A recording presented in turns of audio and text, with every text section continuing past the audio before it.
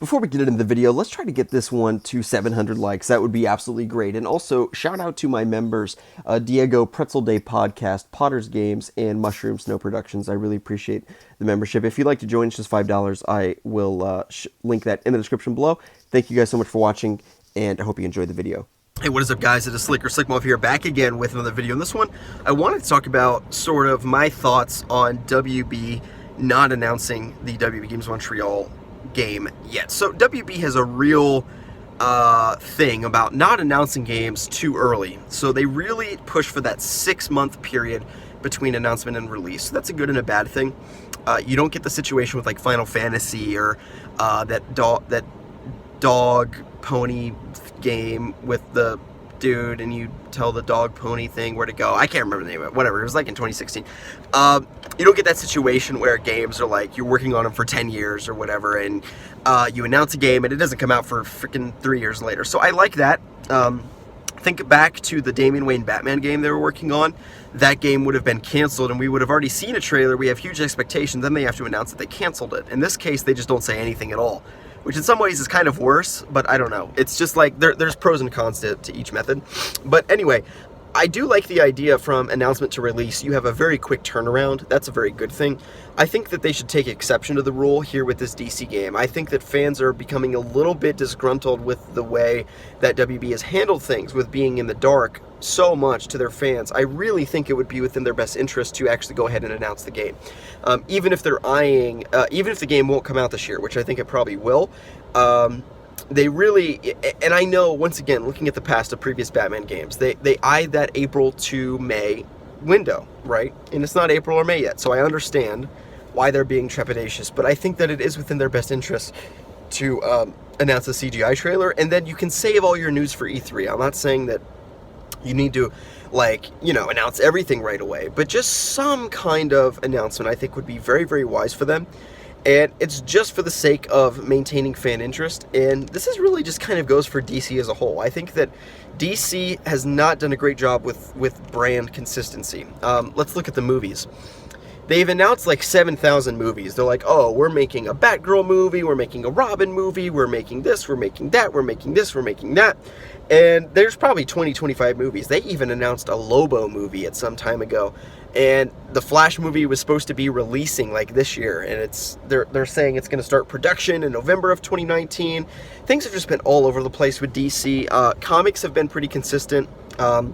Even with comics, they have that 12-part series, you know, the Button, that whole arc, and that's taking 2 years. It's every other month, and at first they were like, well, it's going to be every month, and then it'll be done in a year, and now they're saying it's going to take 2 years, and you know, it's just a whole big mess, and I think that the movies have been the worst about it. They just announce these movies, and they never come out, and they just like give up on them, and they decide not to do them anymore, and there have just been a lot of inconsistencies with their messaging, with their marketing, and with their release schedule, and I think that DC's been in a little bit of a lull.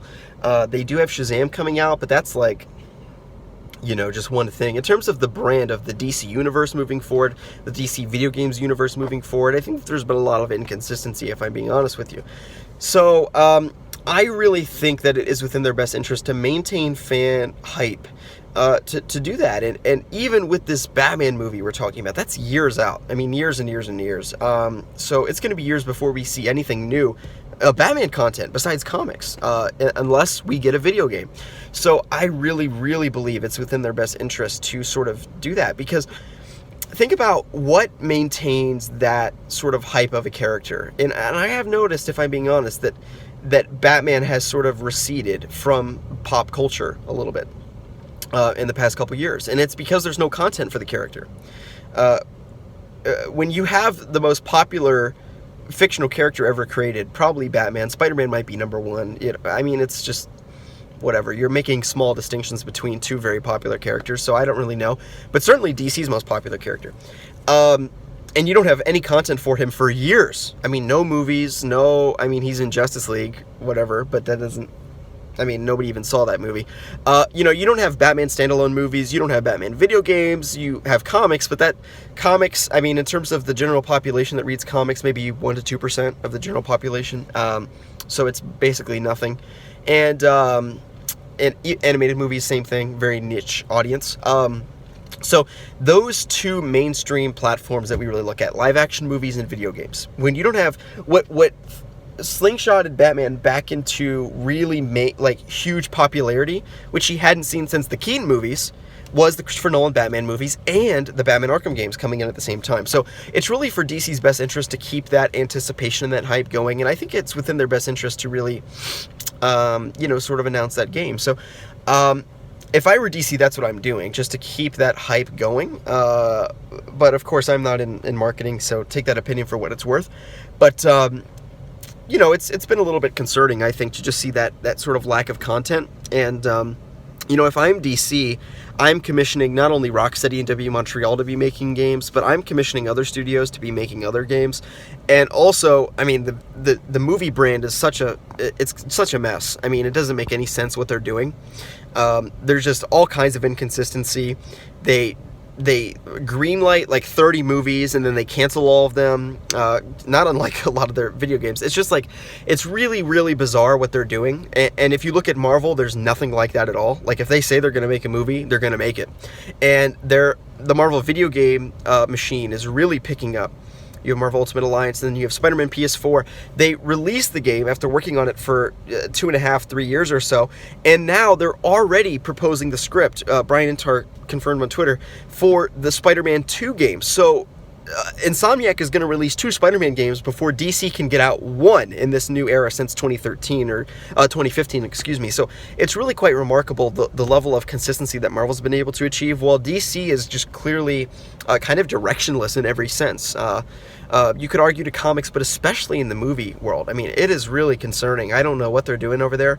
They're like, oh, we're making a Batgirl movie, and they say Robin and Lobo and all these movies, and now they're doing Suicide Squad, but they're recasting Will Smith as Idris Elba, the other really popular Black Hollywood guy. It's just like, what are you doing? I mean, I don't understand at all. And then in terms of the video game division, we really don't know what happened behind the scenes. And I really don't mean to be shit-talking W Montreal for taking a long time or whatever. Like, that's not what I'm saying. We really don't know what happened behind the scenes with that Damian Batman game, and certainly not with the Suicide Squad game. None of us really have any idea.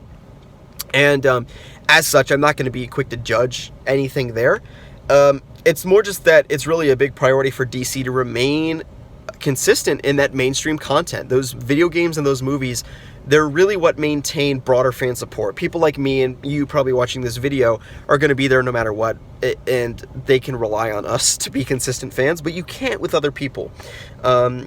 So I really think that that's been the biggest problem with why DC hasn't maintained that level of pop culture success as Marvel has, and they really need to work on that. And that's really, it comes down to consistency of content, and kudos to Marvel for doing that in the video game and movie world, and DC really needs to stay on top of that with their marketing and stuff. So anyway, guys, I hope you'll have enjoyed the video. If you did, give it a thumbs up. My name is Slick Muff, and I'll see you guys in the next one.